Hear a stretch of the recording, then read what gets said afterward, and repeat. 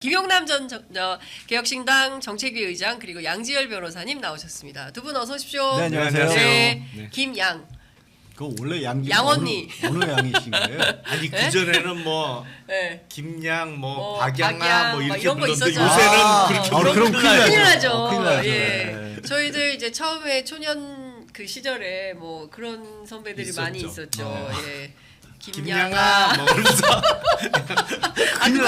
그거를 기억하지 못한 다음에 양 변호사님 좀 이상한데? 아니 기억해요, 저도. 예, 그래요? 저 기억하는 그 세대 맞잖아요. 거부하진 않았어요. 왜 그러세요? 네. 아, 근데 주로 우리는 양 언니로 양 변호사님 알고 있기 때문에. 자, 오늘 아침 갤럽 여론조사가 나왔는데요. 당초 예상을 깨고 3%포인트 올랐습니다. 상승 원인이 뭐가 됐을까요? 김 의원님 어떻게 보세요? 글쎄 결국에 오차범위 내일 테니까 뭐 크게 그 의미를 부여하기는 쉽지 않아 보이는데 이게 추세가 전환됐다고 확인할 수는 없는 거니까요. 그렇죠. 예. 근데 원인 글쎄 체코 방문? 아니 근데 체코 방문이 플러스 효과라고 보기는 어려울 것 같은데 사실은. 네, 그렇죠. 예, 거기서 무슨 어떤 성과가 나온 것도 아니고 그리고 원전 수출과 관련해서 뭐가 없잖아요. 체코 측에서 뭐 확답을 준 것도 없기 때문에 해외 순방의 효과는 아닌 것 같고 글쎄 만찬 효과? 근데 그것도 좀 만찬 이상한. 효과는 오히려 더 그러니까요. 안 좋은 것 같고. 잘 모르겠어요. 예. 아니 뭐 기대치가 너무들 낮게 잡혀 있으니까 지금 23%도 오 이게 왜 올랐어? 예. 저도 마찬가지고요. 예. 그렇게 나오는 거지. 사실 20%나 23%나 25%나 이게 지금 현직 대통령에 대한 평가로서는 마찬가지 아닌가 싶어요. 예. 근데 다들 거의 뭐 10%대를 기대하셨던 것 같아요. 네, 많이들. 동접이 갑자기 절반으로 떨어졌어요. 그러니까. 그러니까 많은 분들이 사실은 이번 주 조사가 굉장히 중요하고 그리고 10%대로 떨어질 가능성이 높다라고 판단을 했는데 그게 아니라 의외로 치고 올라가서 근데 저는 더 걱정이 대통령실입니다. 대통령실이 그렇죠. 예, 네. 야 올랐잖아. 순방 또 한번 가자. 여론조사 신경 안 쓴다고 했잖아요. 여론조사에 신경 안 쓰지만 신경 엄청 쓴다니. 아니 그리고 야 한동훈이 만나달라 그러는데 안 만나주니까 오르잖아. 그렇죠. 뭐 그렇게 예. 생각할 수도 있을 것 같고 제가 그렇죠. 보기엔 굳이 원인을 찾는다면 어떤 보수층의 위기 의식. 야 이러다 진짜 다 죽어.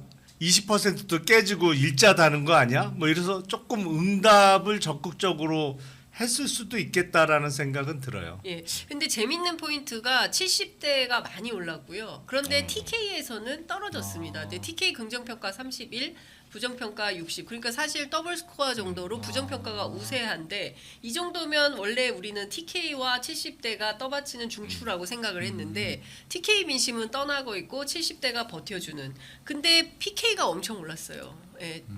부산 경남 지역이 또 많이 올랐다. 거기는 지금 재보궐 선거 좀 준비를 하고 있기 선거 때문에 때문에. 아무래도 그래도 고관여층에서는 예. 조금 더 의원님 말씀하신 것처럼 적극적으로 응답을 했을 것이고 그리고 의료 대란과 관련해서도 계속해서 이어지고 있긴 하지만 그러니까 정치적으로 봤을 때 TK에서는 여전히 이제 불만족스러운 상황이긴 하지만 PK는 선거도 앞두고 있고 져서는 안 된다는 의식은 아직도 있는 네. 것 같고 그리고 고령층에서는 그래도 그러니까 윤석열이 대통령이 싫을지언정 보수가 꺾이는 것까지는 또 우리가 못 보겠다 이런 예. 의미도 있는 것 같아요. 또 하나의 이유를 찾자면 추석 연휴 5일 동안 뭐 아주 큰 사고는 없었다. 그렇죠. 의료 대란과 예, 예, 관련해서 예, 예, 예. 뭐 선방했다. 그 정도, 예. 이런 이제 그 정도 아닐까 그렇습니다. 싶어요. 이제 조규용 복지부 장관 표현대로 성숙한 시민 의식으로 추석 위기를 잘 넘겼기 때문에 뭐 이 정도 관리면 괜찮은 거 아니냐라는 판단들을 하신 거 아닌가 싶고 크게 보면 어쨌든 언론 지형에서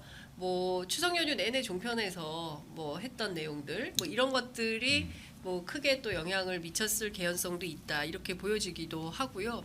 근데 중요한 것은 지금 30%가 안 된다는 겁니다. 그러니까 30%가 안 되는 게 지난 총선부터 지금까지 계속 이어지고 있고 MBS 조사 어제 나온 거는 또 25%로 또 최저치를 찍었어요. MBS에서 조사한 거 중엔 또 최저치를 그렇습니다. 찍었죠. 그러니까 여론조사가 확실히 뭐 조금의 오차들은 다들 있으니까 이거를 오늘 발표된 갤럽이 추세로 이어질 거는 전혀 그렇게 보기는 어려울 것 같고요. 네. 다른 여론조사도 참고를 해야 될 것 같은데 문제는 하여튼 20에서 23% 올랐다고 좋아하면 안 되는데 왠지 좋아하고 있을 것 같아. 오늘 뭐, 거봐 그러면서 봐봐, 야 이거 여론조사 올랐잖아. 이럴 것 같아서. 떨어지는 건 안 보고 올라가는 것만 볼 것 같아요. 이게 진짜 그거를 문제라고 얘기해야 되는 게 더 슬프기도 해요. 그렇죠. 그걸 가지고 좋아해서 지금의 시점에서 하나도 나아지려 가뜩이나 어떻게 얘기를 해도 어제 제가 뭐 조중동 사설들 쭉 보면 한결같이 만찬 거론하면서 그건 이럴 때냐, 그렇죠. 지금 고기 먹고 좋아할 때냐, 왜 지금 만나주지도 않냐, 하다못해 뭐라도 만드는 모양새라도 만들어야 되냐, 정말 딱 일색이었거든요. 조중동의 사설들이 한결같이. 그런데 그 사설들이 나오고 뒷날 괜찮잖아 라고 가버릴까봐 진짜 말씀하신 것처럼 예. 그게 걱정이에요. 예. 진짜. 순방 한 번 더 가자.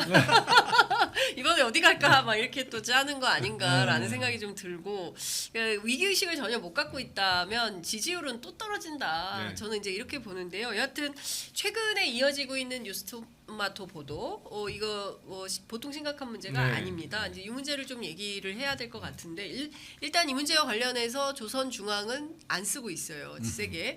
동아일보도 그냥 뭐 야당발 소식으로 해서 뭐 이렇게 한 줄 정도 언급하는 거지, 소위 얘기하는 조중동 메이저 언론 뭐 보수 언론들이 잘 안 쓰고 있는데, 그래도 방송에서는 JTBC, MBC가 또 세게 쓰고 있습니다. 최근 이 뉴스토마토 보도는 좀 어떻게 보고 계십니까?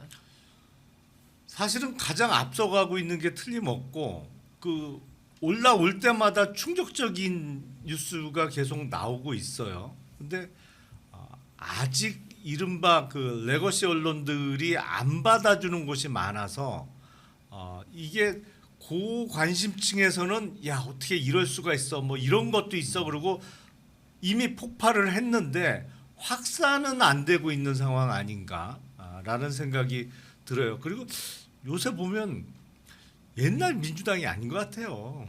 옛날 민주당 같으면 이 정도 터졌으면 그렇죠. 와 하고 이렇게 해야 되는데 군수 선거 준비하느냐고 바빠서들 그런가?